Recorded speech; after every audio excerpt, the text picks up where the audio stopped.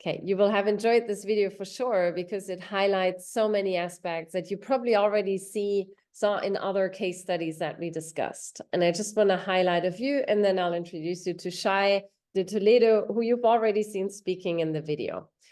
But what stands at the beginning is clearly for the company to fully commit to what I would call radical transparency in a supply chain that traditionally is very obscure. I also think it's, the premise of their business is that they would like to, in a more equitable way, distribute the value creation in the diamond supply chain. So versus perpetuating the extractivism from Botswana of rough diamonds, they've been committing to thinking through how can more value stay in the country that requires more processing that happens in country. And this is exactly the facility that they built. And according to them, it has increased over 30% of royalties to the government. So more tax value of the diamonds actually stays in country, which can then, of course, be reinvested, for example, in education. The use of technology is key for the transparency, but also for the ability to cut and process diamonds in the country. I think that is important. You also saw the government is really behind this fairly small company still, because they like the idea of them getting a bigger share from their key natural resource that they're at this point merely exporting. So you saw the president speaking, everyone we talked to and we interviewed while we were in Gaborone, they were fully on board that this is the type of business model that should be characteristic for the future of Botswana. Because after 50 years with De Beers, nothing stayed in the country in the form of, skills, skills that could be transferable also for other industries. So as you know, our reference point is, do companies create a positive socioeconomic impact? If you look at the record of De Beers, this is questionable. And I don't want to dismiss it entirely because Botswana, compared to other sub-Saharan African countries, is in a very stable, it's a stable democracy. It's much better off than the surrounding countries, arguably.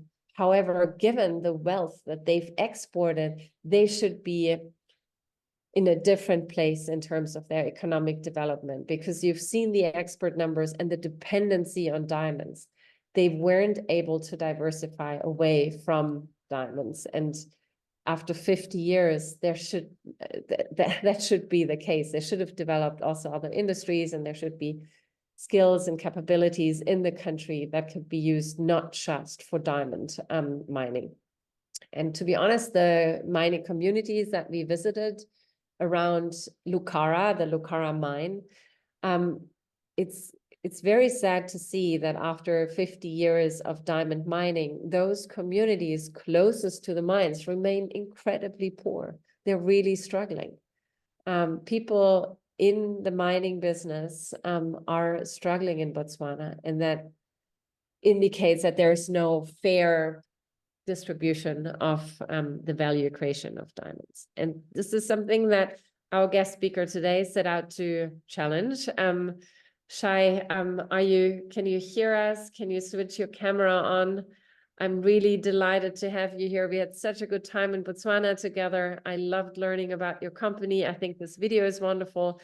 And you did already, the video said you were growing up with diamonds. So, and that's why I said, I don't know anyone else who knows as much about the diamond business and trade as you. During that trip, I could literally ask you anything about diamonds. You could answer any question. And yet I want to ask you once again, what motivated you to start a business that challenges a really big traditional industry in such a radical way? Maybe you can, as a way of introducing yourself to the students, start out with answering that question. Thank you, Dora.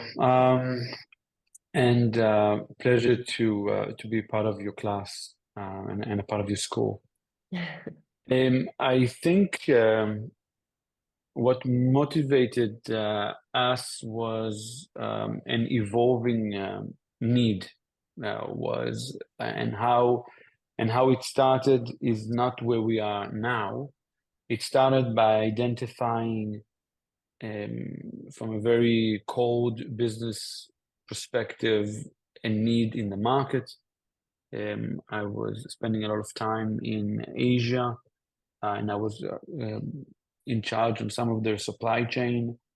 The beginning and end of almost every um, group of designers or marketeers in Asia always starts with how do we bring the um, the savoir-faire of Europe into our collections, into our messaging, into our diamonds.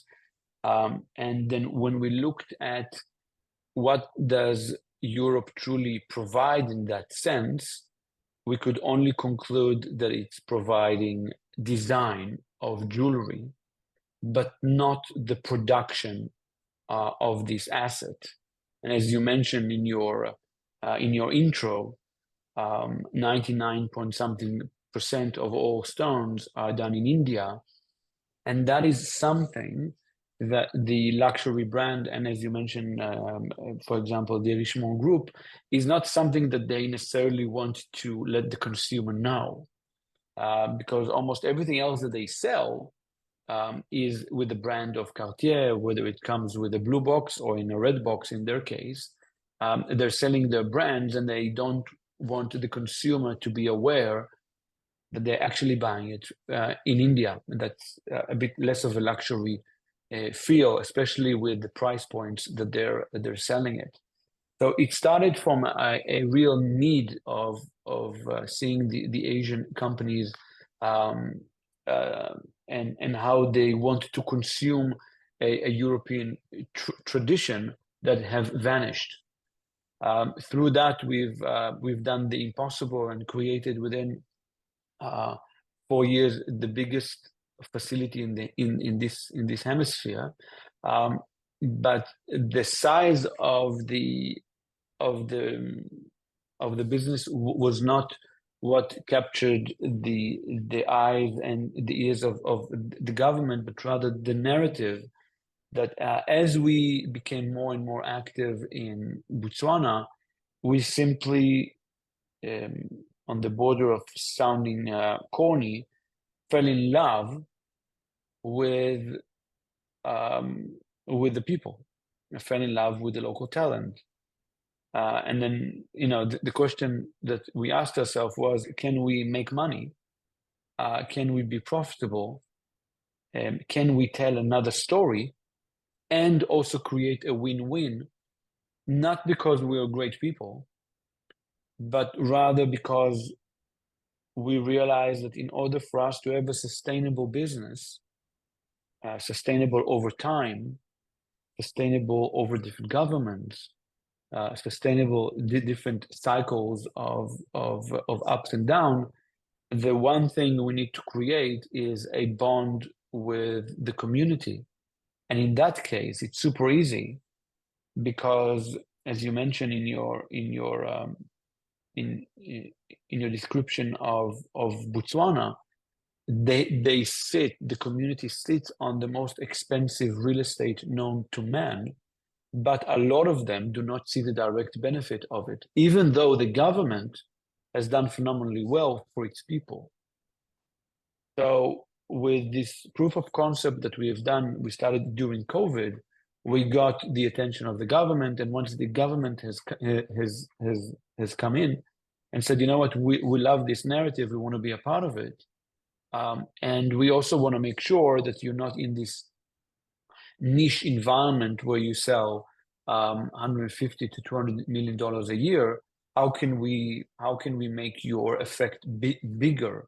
And that's where the collaboration with the government has begun, and hopefully will come to fruition at the end of May in the form of the government taking a percentage of HB, allowing it to grow to the sizes that it will be then big enough for others to say, you know what, there's actually an alternative, and it looks like this, and that's the business model, and that's the protocols, and if we wanted to imitate it, this is the blueprint. Thanks. I love this. I have a few more questions. I want to know, how have things been going? You're such a remarkably young company, and you've really been embraced by the Botswana government. Yet there are also forces that are fighting a business model that is challenging sort of the more traditional approach. And what type of challenges do you currently see in really making the pilot grow to become a fully profitable, bigger business? I think that the challenges are both internal and external. We always look, for the more evident competition, which is obviously the people that we disrupt. And the way the business model works is that we take only temporary title of ownership, and then instead of the government selling a piece of rough, they get the final price that the consumer is paying, minus the ecosystem fee of HB, which is about 20%. Yeah. That type of business model obviously interrupts many people and basically all players in diamond world, which is great. But so the challenges are coming both internally and externally, because running a company when we were 2 people and then growing to 200 is definitely a challenge to keep the motivation there. When we started, my internal group and others were almost it was almost like a religion. It was very dedicated, and as you grow, you lose that part of the company that made you successful. So how to maintain the culture and the achievement that we have done, and basically how to invest all this time in humans so they feel that they're a part of this ship and that they feel a part of the narrative. That is obviously a big internal issue that we deal with, and hopefully we can be successful in that. And as far as the outside world, that includes anyone from Anglo-American to retailers, to some of the companies which your student will go to work for. That environment over the last 50, 60, 70 years have really benefited them, because it allowed them to have a faceless product. And when you have a faceless product, you can commoditize it. And if you can commoditize it, then it doesn't really matter where it comes from. And it doesn't really matter who makes it. It doesn't really matter the conditions in which it is made. And if I want to be competitive and I have KPI and I'm part of whatever the Cartier group, and I am in the procurement environment, and I know that all my other colleagues across the industry are buying diamonds in a certain way, why would I want to change? I have all the advantage and none of the responsibilities. So I think in order to combat that danger of, call it the status quo, and the forces which are much bigger than HB, I think we have a responsibility to educate the consumer, and really a lot of our campaign for this year will go to shed light over what is good versus bad. Where is the difference? Where does the difference lie? In terms of carbon, in terms of conditions, in terms of transfer of knowledge, in terms of taxation, in terms of how you fiscalize the product, in terms of traceability, and all those areas that until now are very easy to brush under the carpet or whatever, under the table. Hopefully we can tackle them. Just a quick follow-up question. So at the beginning of the semester, we talked a lot about, you know, the European legislation, corporate sustainability due diligence directive, which is now finally approved, and, you know, other legislations which actually also ask all companies based in the EU to commit to more transparency in their supply chain. Do you see that for your business model as an opportunity to also offer to companies like Richemont that may have probably been less interested in sourcing from you so far, but this might change because of legislation? I don't know. Do you already see sort of some effects of that legislation that will be put in place? I think, I know your other area of research. I think you would agree with me that fashion industry is the last one to succumb to new legislation.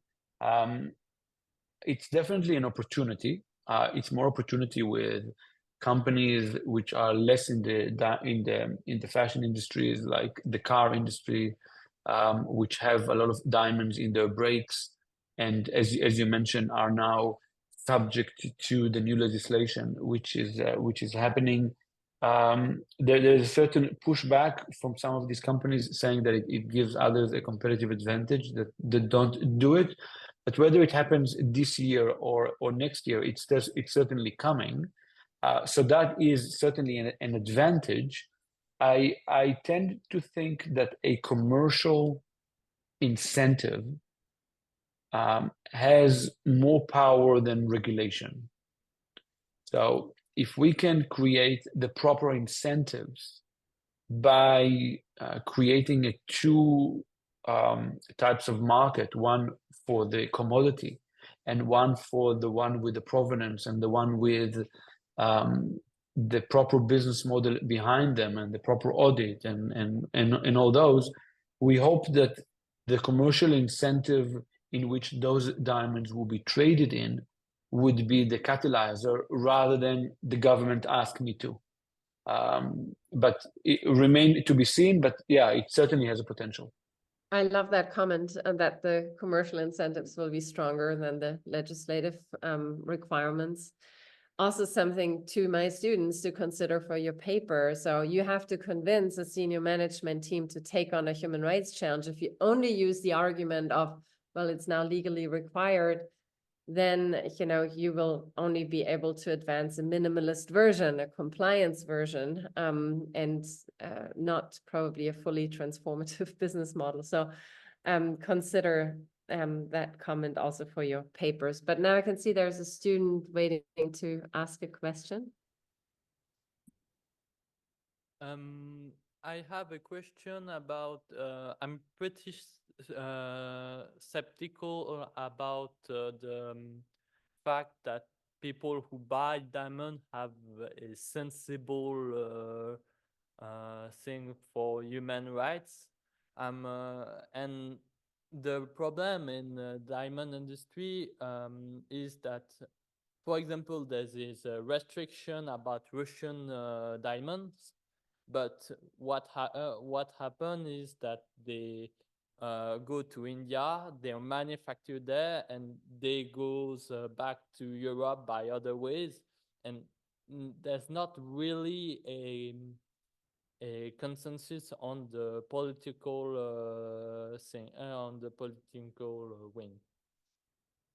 So how can the economic push this forward? How and which incentive could do that? That's my question. Yeah, well, thank you for this question. It's quite complex, and we can spend a few hours here only on the Russian part.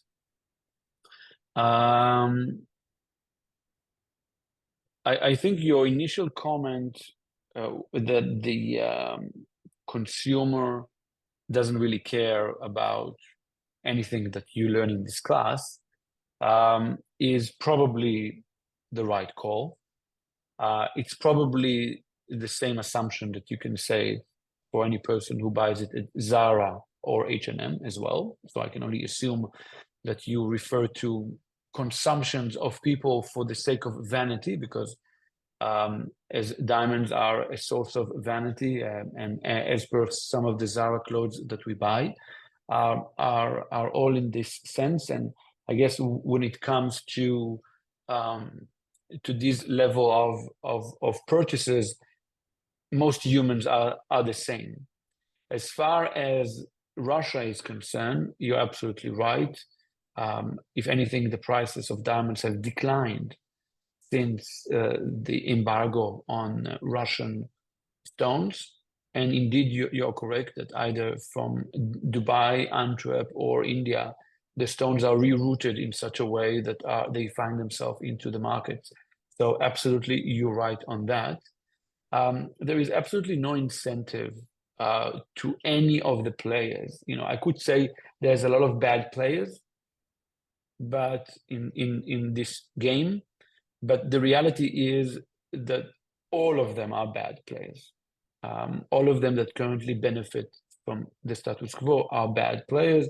Each have their own reasons. Each says, it's not my war. I need to take care of employment in my country. I have KPIs. Each one of them, depending where you meet them, in which country and with which, whether it's government or whether it's commercial, will have their own reasons. So you're right about that as well. I go back to the economic incentive. Currently, when you buy a diamond, any diamond, the likelihood that you will receive 50 cents on your dollar is very likely if you're going to sell it the next day. So values do not retain their value if you wish to sell them, unlike gold or unlike a bag of Hermes or a bag of Louis Vuitton or even a watch from Cartier.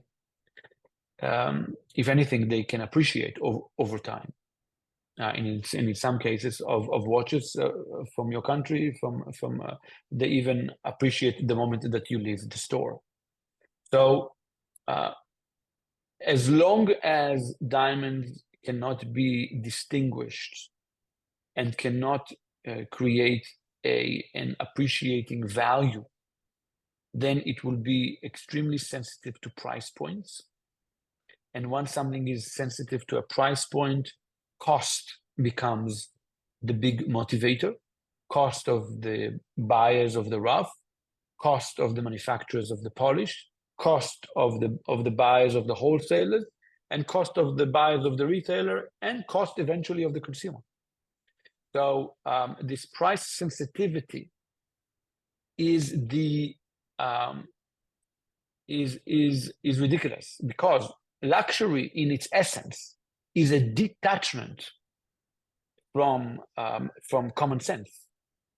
You will not pay for that bag $5,000, even though it costs $500 to make, but because it's a true luxury, it managed to detach from the prices of logic, where you can buy the same bag for $100. It will carry your wallet in the same way.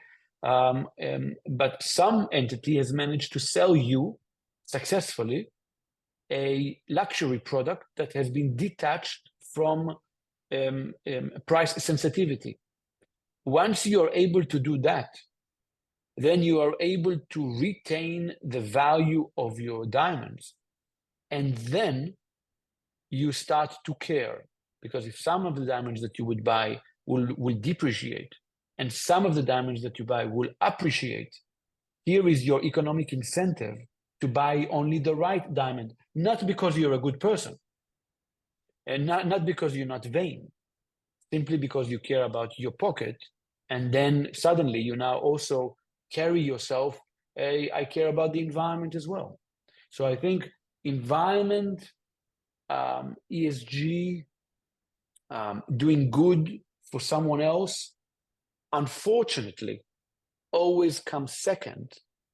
And it's something that you will easily carry. But the first one unfortunately, still needs to be economical. Okay. Thank you very much for your intervention. Thank you for your question. Does anyone else have a question?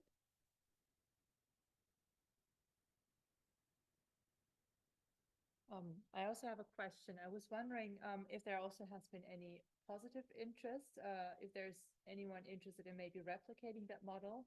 You said that right now there's no incentive really for any of the stakeholders, but in that case, who would be kind of the key ally for you to establish this model and make it maybe more attractive for others to scale it? Would that be the local support maybe of the communities to see that it works and supports and the governments?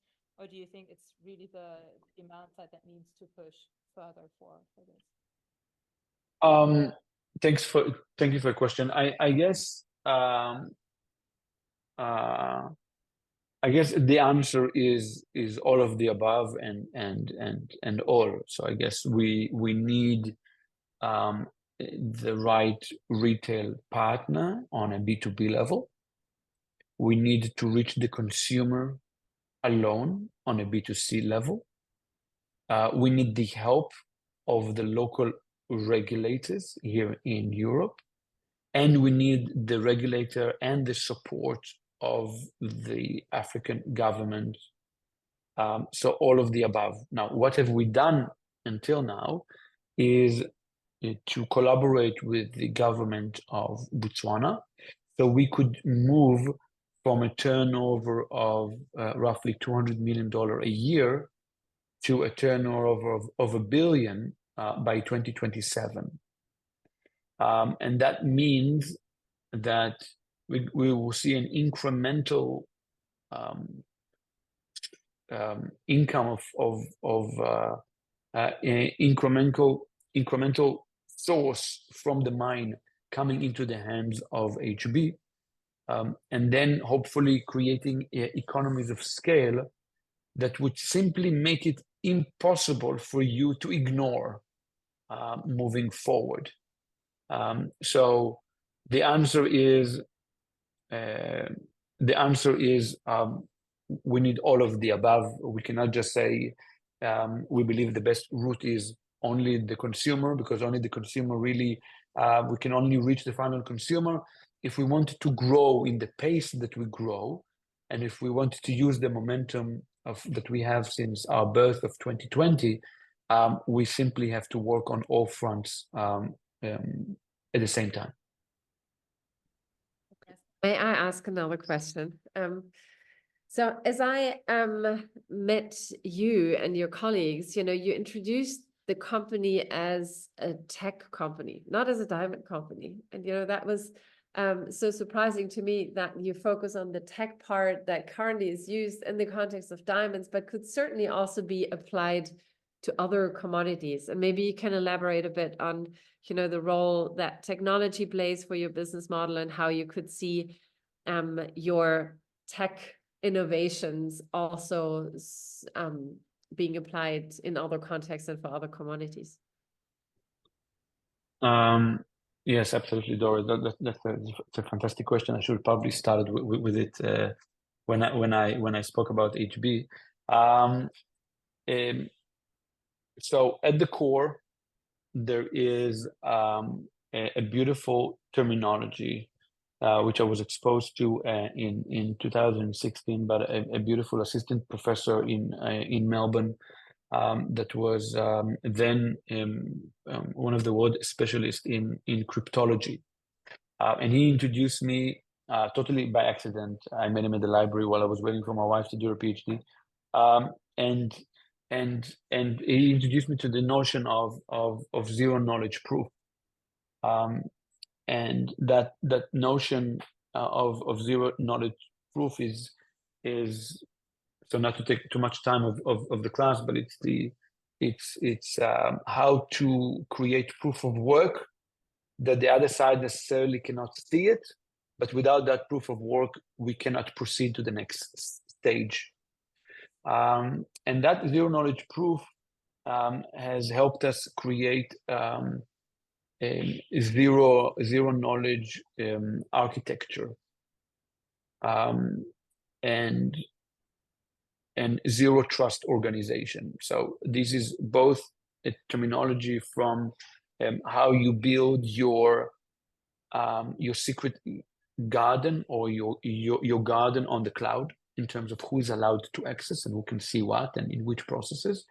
And it also taken from the fact of security, which basically says we can all sit together here and be amazing friends, but we have no trust, and we should not have trust between each other, because although I like you very much, if we want to scale the organization, we must create protocols that are fitted to large organizations. And in large organization, when you have a lot of love and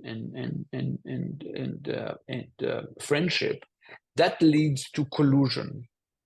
And how you collude in an area like of diamonds is the reason why we have the reputation that diamonds have.